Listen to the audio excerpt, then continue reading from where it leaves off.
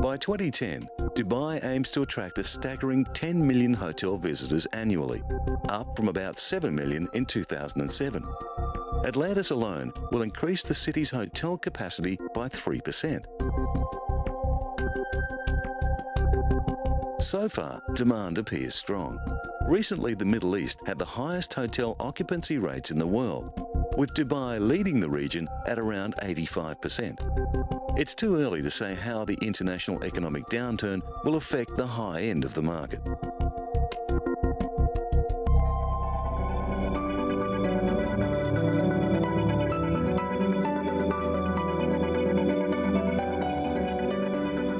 Gadget lovers flock to the recent Consumer Electronics Show in Las Vegas.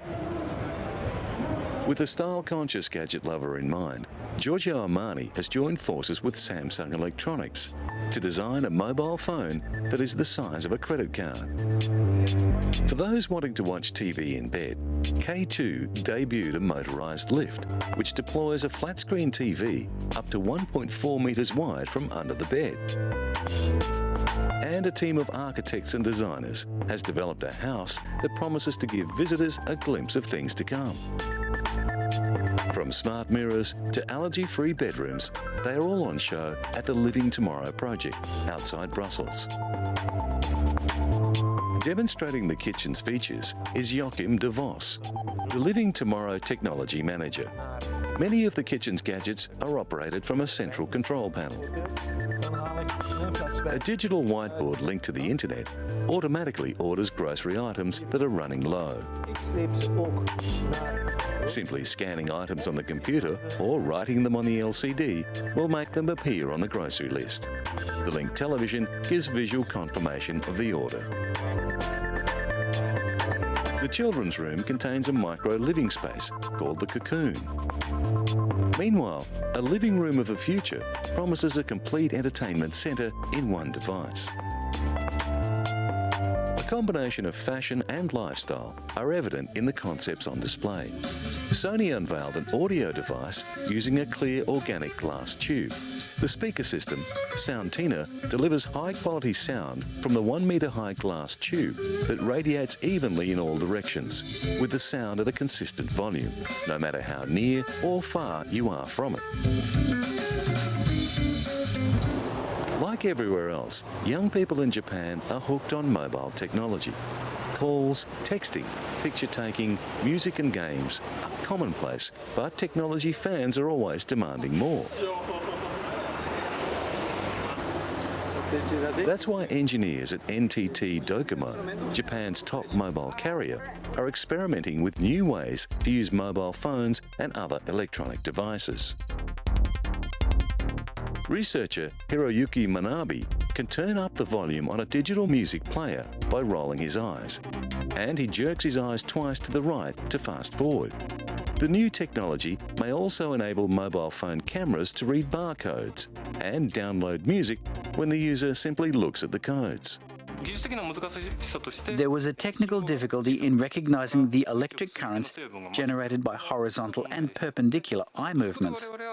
By using a special filter, we succeeded in articulating those signals from the weak electric currents of the eye movements. The sensors are called electro-oculograms, and chips embedded inside the headphone detect electrical activity associated with the movements of the eye of the wearer. The movements are tracked on computer graphic grids and lines displayed on a monitor connected to the headphone. Welcome NTT Docomo. The research team succeeded in reading the subtle electronic signals without placing the device directly over the eyes. Here, the wearer is in complete control of the music selection purely via eye control. The NTT Docomo Frontier Technology Research Group exists to explore applications that may take as many as 20 years to find their way into domestic devices. The ability for your phone or other portable digital unit to understand what it is you are looking at will open a new means of device control.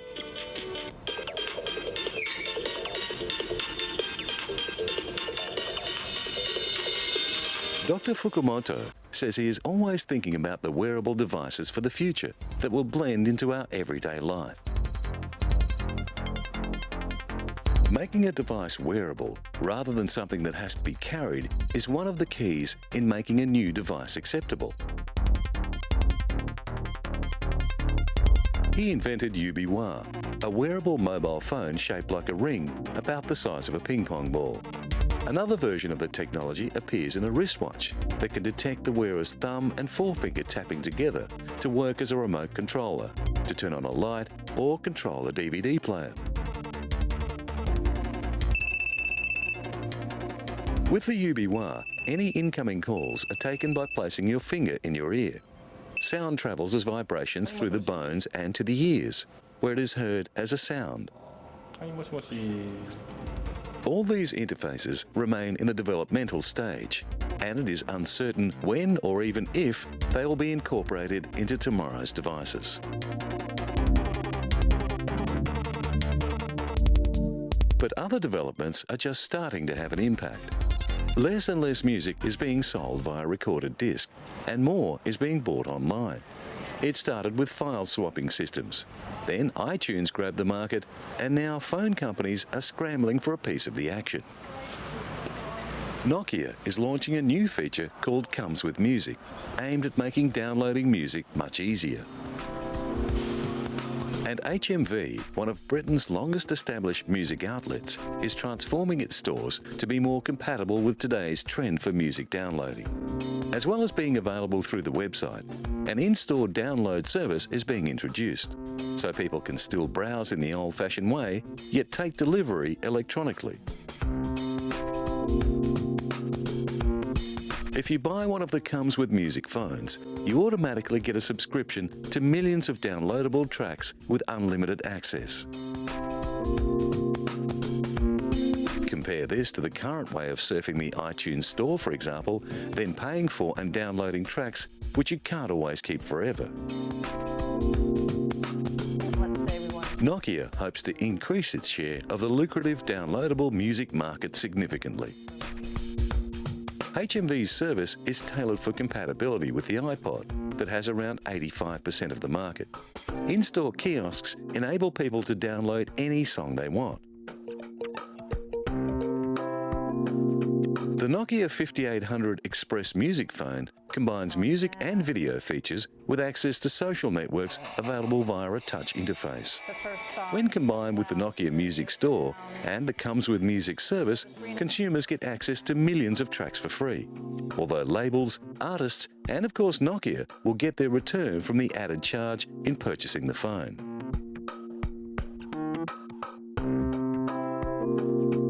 It is rumoured that Sony Ericsson will announce a similar scheme soon, and the Comes with Music service will be launched in the United States shortly.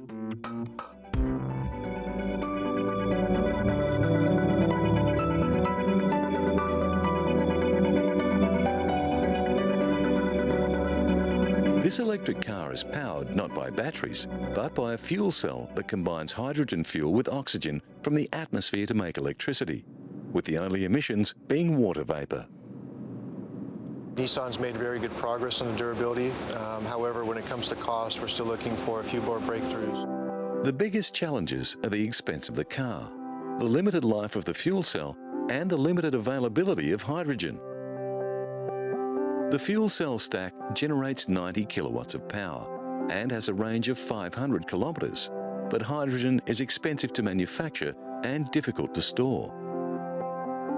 At Birmingham University, 5 hydrogen-powered vehicles are being used in a study by the School of Chemical Engineering to find out more about the viability of hydrogen in transport applications.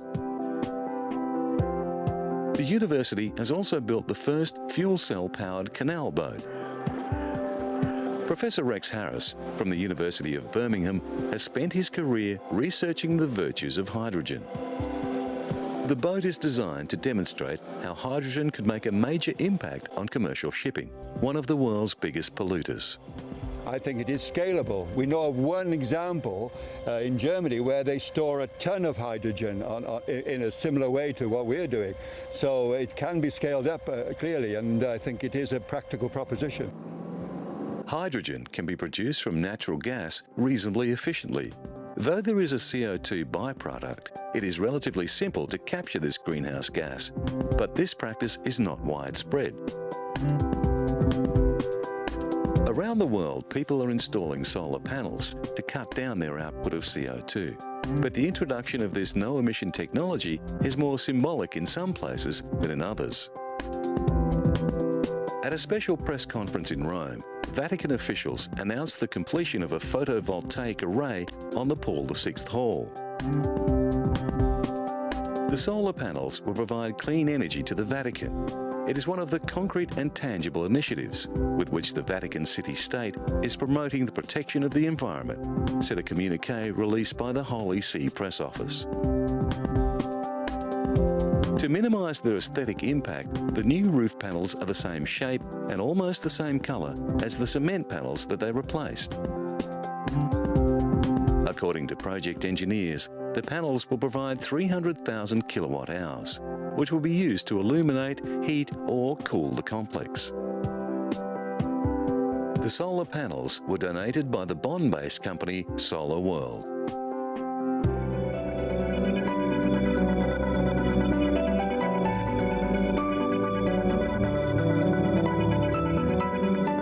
The Colombian capital, Bogotá, struggles with air pollution. An aging transport fleet and loose emission regulations mean that the city is often shrouded in an industrial smog. The pollution takes its toll on the city's residents, with respiratory complaints exacerbated by the poor quality air. The story is common to cities across the world, but a new level of environmental awareness is forcing governments to look at technological solutions. Now, electricity company CAM has launched the Riva, an Indian-designed car that is being built as an environmentally friendly vehicle which will help Colombians in the battle against global warming, polluted air and the rising price of gasoline. Colombia's environmental minister, Juan Lozano, helped launch the Riva in Bogotá and personally drove the car to promote its use. He says that Colombia is moving towards a more environmentally friendly era. The Riva can drive 80 kilometres on a single charge, reaches a maximum speed of 80 kilometres an hour, and can accommodate 2 adults and 2 minors, or up to 230 kilograms. The Riva's battery can be plugged into any power source and is charged up to 80% in 2.5 hours and up to 100% after 8 hours. It has a capacity of 600 cycles of charge and discharge, needing to be replaced after 3 years. With gasoline prices hovering around $3.50 US per litre, Colombians who buy the electric car will save a fortune in running costs. The Riva is currently in use in the United Kingdom, Italy, Japan, Spain, Ireland, Norway, Chile and now Colombia.